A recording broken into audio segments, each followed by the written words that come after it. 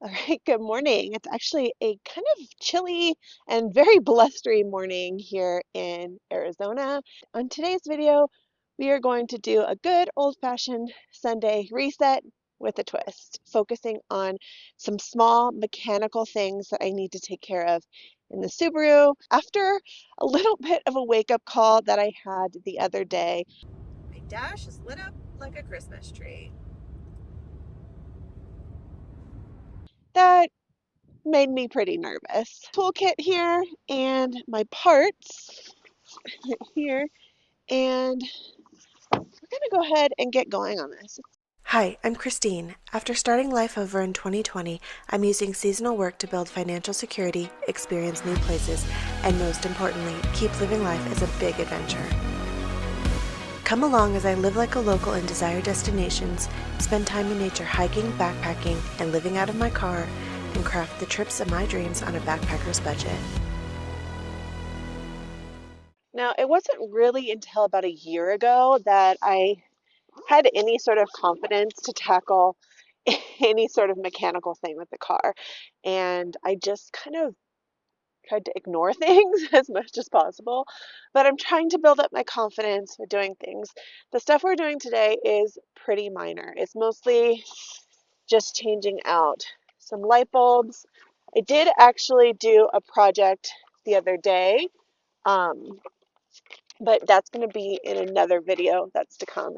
So I started doing that and was like, you know what? I have some other things that I know I have been putting off and I shouldn't be. Like, yeah, I was not doing the right thing. So I'm going to tackle these projects today and just expand my confidence, expand my skill set with vehicle mechanics ever so slightly, right? Every single thing I do just helps me learn a little bit more.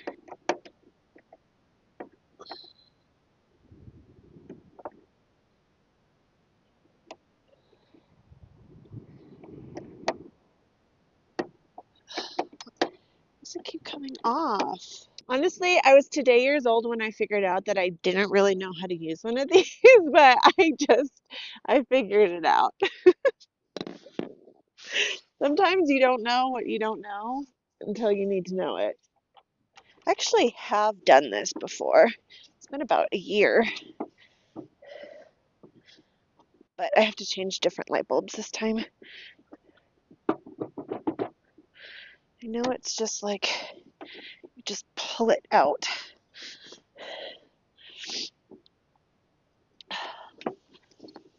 It's just not easy,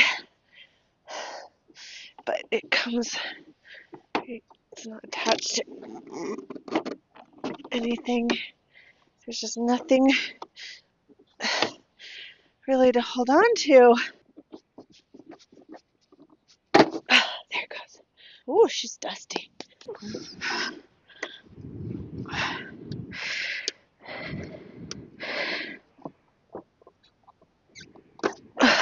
Okay, dusty, dirty in there.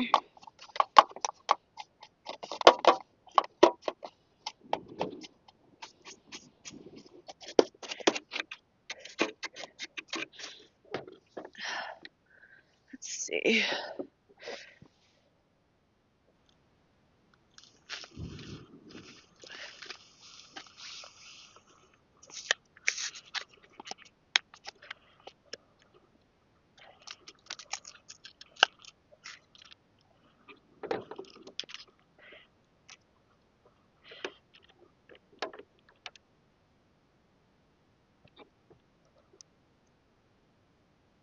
Oh, yeah.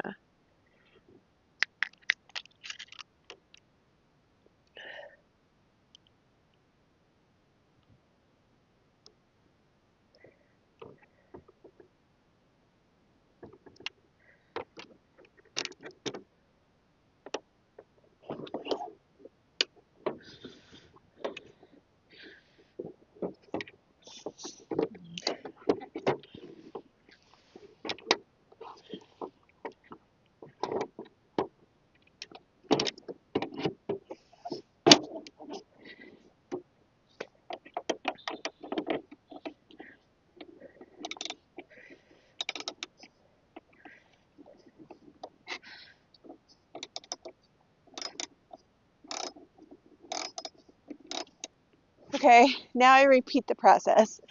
I never did anything like this when I was younger. I was just in a relationship for 14 years where we really had traditional gender roles. And so he didn't know where we kept the salt and pepper in the kitchen, and I didn't know where we kept the tools. So, yeah, life is very different now. So, apparently, I have to turn this bit to tell it what direction I'm working in. I do. The hard part is just like getting it to stay. I feel like I need a longer one, but this is what I have. So,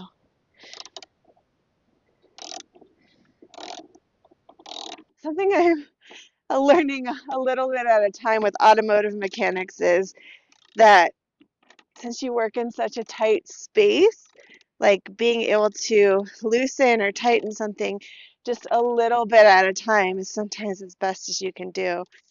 Um,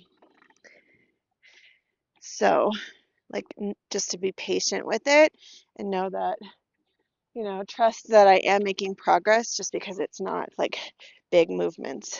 Okay, I'm gonna put the gloves on. I think it'll give me a little bit more grip to get this off.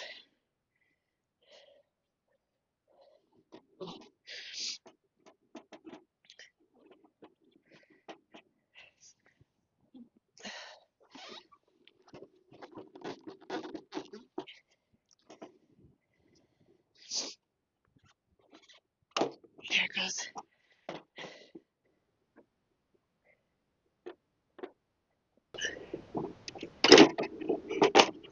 Okay, my reverse lights are done. Now I've got to take a look and see. I forget which sides I need to do things on with the headlights. Okay, so it's the passenger side high beam and the driver's side parking.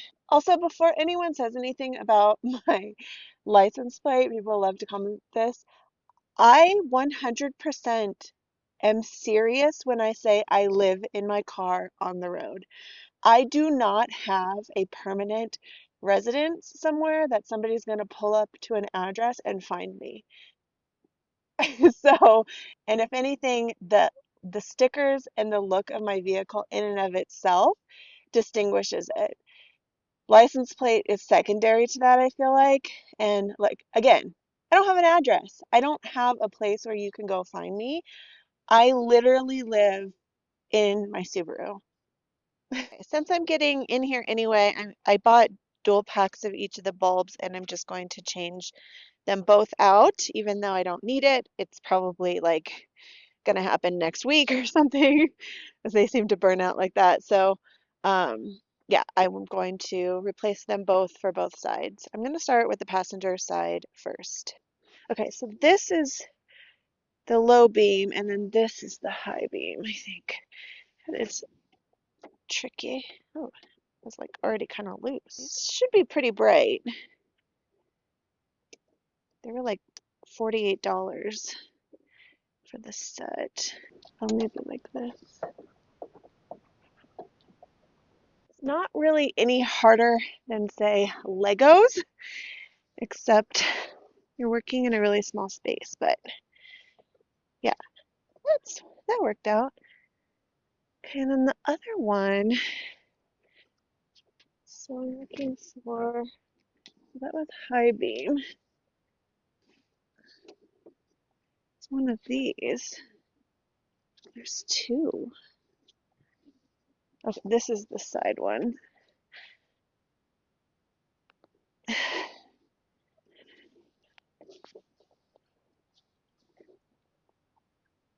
There we go. Why is that blue? Oh yeah, that's right.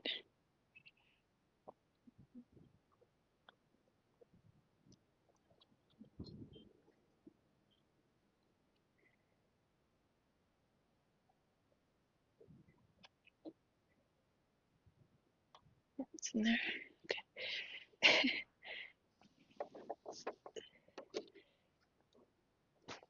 looks like this one is out, which I don't think that was out before. So that's kind of weird. And then that's the one I changed. And these are warmer lights, which I don't really like. This one is on, which is the main headlight. And then this one is out. And then this is out. So we're going to change these two, see where we're at. And then I am going into town today. So I may need to get some more light bulbs. All right. Where are we at? That one's fine.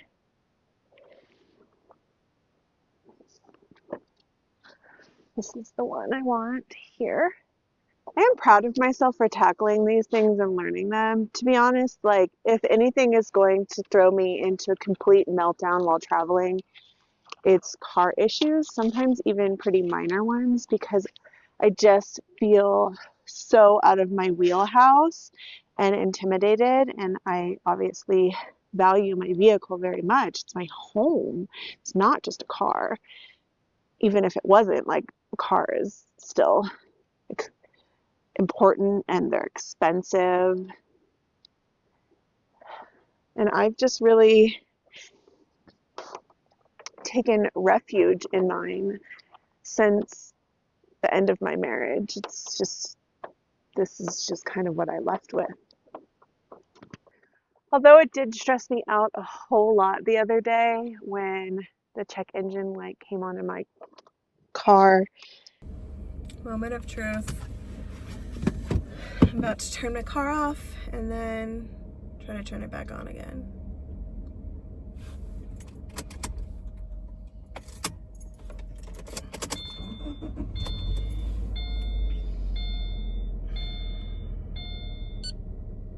Shoot.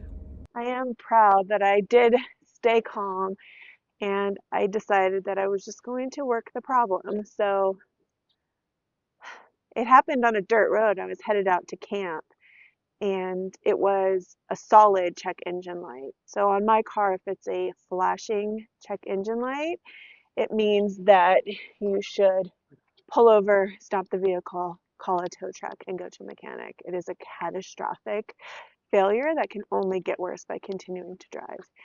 A solid, non-blinking light means get you to the mechanic at some point. So I was 40 minutes away from the nearest town. Like I said, I was headed out on a dirt road. I had no cell service. I do have my Garmin inReach with me. But I decided that I didn't know what the problem was, but I saw the solid check engine light.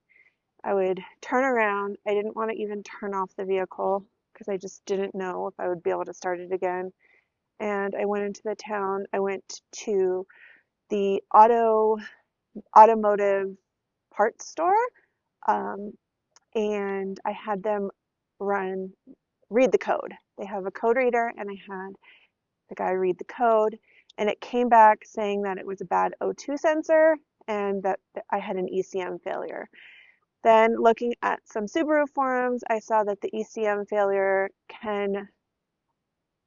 it can throw a code for that if the O2 sensor is bad. But the thing is, I was a little bit skeptical just because of the timing of what happened. Because I was on a dirt road and I had been driving like 20 miles an hour, and then I was like, I can drive faster. And like literally seconds after I got the vehicle up to like 40 miles an hour is when the check engine light went on. And I was just like, I don't know. I feel like maybe something just triggered because of that rattling. It may not be the case, but at the point that I'm telling this story, my code has cleared. My check engine light is no longer on. And with my car, when it enters, when the check engine light comes on, it enters sort of like a safety drive mode where the certain features of the vehicle will no longer work. It won't go into sport mode. It won't do cruise control. The hill assist won't, like there's certain features that will no longer function. under that safe driving mode. And all of that stuff has cleared. The thing that I did that where I noticed it cleared was I actually disconnected the battery for another project that I'm gonna show in an upcoming video. But going through all of that, and then when I reconnected the battery, I was like, oh, it's no longer, the check engine light is no longer on, and all this stuff is functioning properly. So I'm going to just continue driving as normal. I haven't noticed a reduction in my fuel efficiency or my fuel economy. So there's no real indication that the fuel mixture is inaccurate. I think it's been very consistent. So I'm optimistic that we might be in a good position still, but I am going to assume if it comes on again that I should take it to a mechanic and get it checked out. I have actually researched the process of changing out an O2 sensor. I have two in my car. I have an upline and a downstream one. I feel like that is out of my, it's something that I would be willing to do and to try under supervision of somebody that knew what they were doing, but just like out somewhere on my own, crawling under the car, detaching things. No, plus probably somebody's going to think I'm trying to steal my own catalytic converter.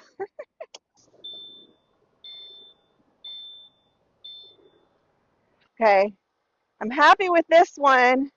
That one, I do need a light bulb, which means I'm going to change both of those regulars. I think that one just went out, honestly. Making a trip back to the auto parts store today. In the back.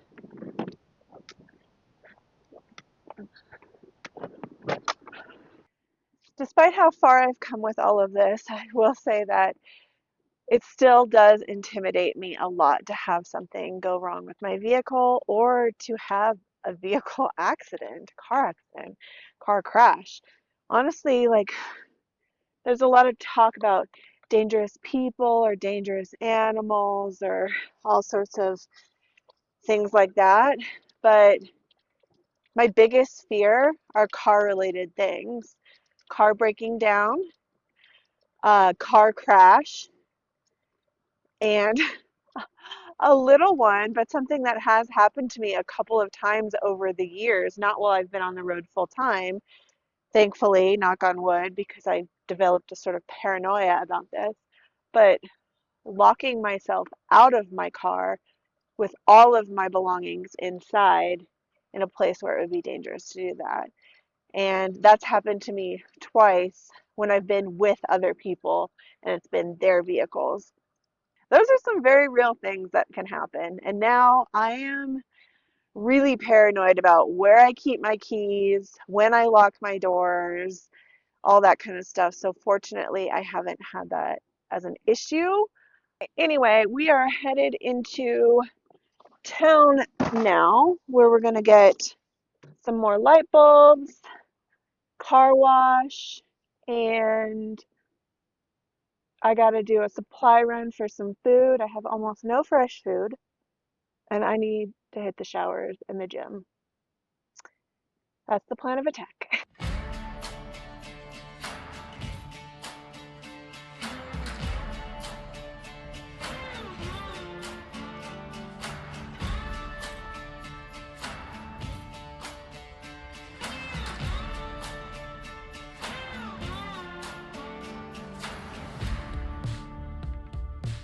It's a steep, steep road. A large rig coming up the road here. I'm trying to get over as much as possible from ditching out too much.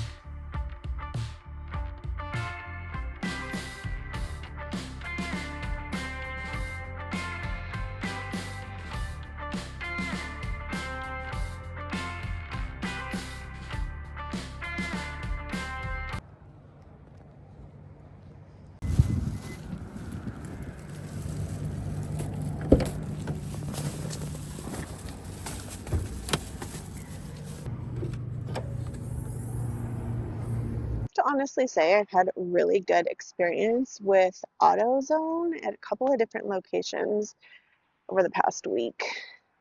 Like I said, I've had some other automotive things going on, and they sold me the really nice light bulbs for a less expensive price because the sort of mid-grade ones that I was going to go for, they only had an open box of them.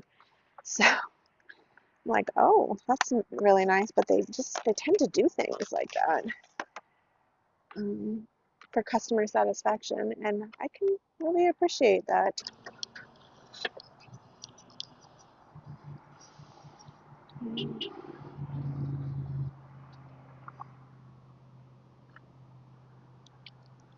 So it's tricky. I got confused for a second because this is what I pulled off. This is what I'm putting in. And I think this was some sort of special part or something that got added at some point that is different.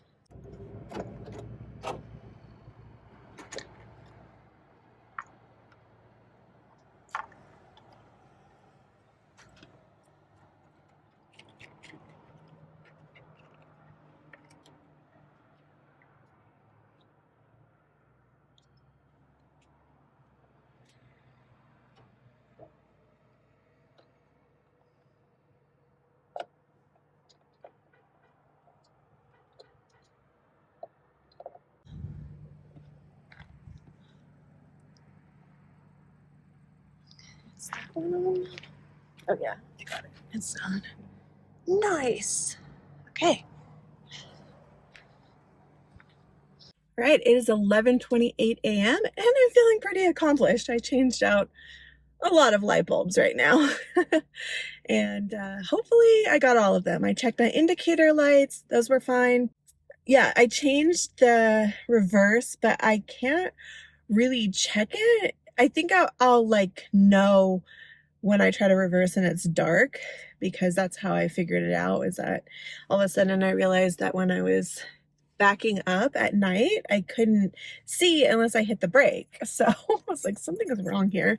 Anyway, yeah,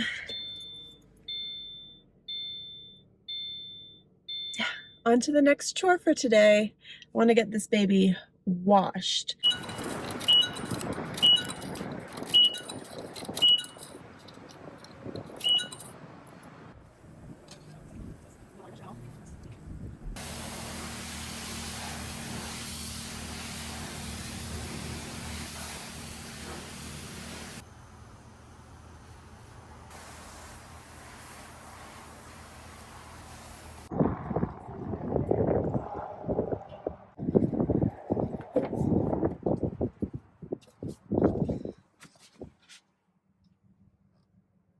All of the dust out of everything. Like I vaguely remember, are there parts of the country that are not just completely dusty and windy all of the time? I got this at AutoZone. It's basically just a magic eraser, I think. But I used it on the outside. I used the white part on the paint to just get off some of the like really hard to scrub off bug guts and things. And it actually worked pretty well. All right, we got our groceries. First, I should show you my refrigerator. It is pretty well cleaned out, and I spent $60 in groceries today. I got some basics and some things to make sandwiches. I also, although my refrigerator is pretty well cleaned out, I do have some things in my pantry like rice, some like sauce mixture of beans, that kind of stuff. So I have some staples on hand. In the refrigerator, not a lot. We got some energy drinks, salsa, mayo, banana peppers. This is some chicken breasts, which I need to use. Not a whole lot in here. Paper towels were the only non-food item I got. I got a dozen eggs. I think it was roughly $6 for those. coffee creamer, my Fairlife milk. I use this with my protein powder, so. And then got pickles because I'm making sandwiches. Got James Killer 21 whole grain bread. Lesser evil popcorn when I just like feel like I need something to snack on. These Dots homestyle pretzels. These are for when I go hiking and I want like a salty snack to bring with me. These are very salty. So mustard. I like it when they have like the mini bag salad kits, but they didn't. So I just bought 2 salad kits. I got the Mexican street corn and Caesar. Caesar salad is one of my all-time favorite foods. Shredded lettuce for the sandwiches. Chobani key lime and Chobani Greek yogurt honey fig blended. That's a limited batch flavor. Colby Jack cheese, premium carved oven roasted turkey, pulled chicken. It's just lightly seasoned, and so it'll go really well with the salads, and it's just really versatile to have. It's fully cooked. One of the reasons why I went specifically to Walmart is because they used to have this little display where you could get all these little sauces for $1. And I like that because I like to try the different sauces. And I don't necessarily want to throw down like $7, $8 on a full size sauce and then just be stuck with it, like eating on it forever. So I searched up and down all over for that display, and unfortunately, they've taken it down. But I did find a bin of the sauces for 25 cents. So I got this Blue Hog barbecue sauce. Like all of this can go on the chicken. This one, the Sweet Honey Japanese barbecue sauce, it kind of like leaked or something, but I still bought it because this is the main one I wanted. And I might just go ahead and buy a full-size one of these if once I try it again, I really like it. And then this is Habanero Sriracha honey that I got. So some different things to mix in, especially like flavoring the chicken when I have it on Caesar salad, because like if you have something kind of spicy, kind of sweet with a Caesar salad, like it's so good. It's so good. And my refrigerator is gonna be full again.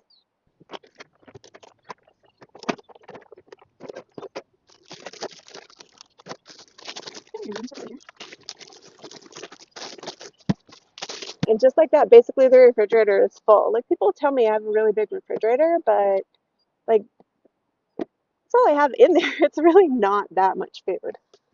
As I mentioned earlier in this video, I really do actually live here in this car, in the Subaru Forester. I don't have a larger rig. I don't have a van or a truck camper. I'm not towing a trailer, and I'm okay with that.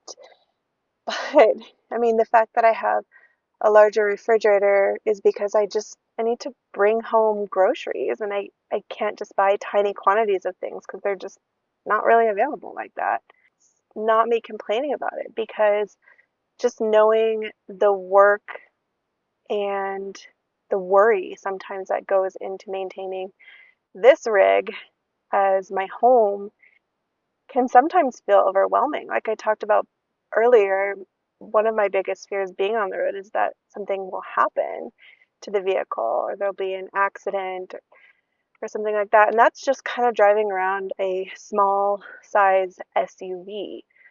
I couldn't imagine the amount of stress that I might feel if I had a larger rig, something that costs $50,000 or more, from driving something that costs $50,000 and I am towing something that costs $25,000 behind it.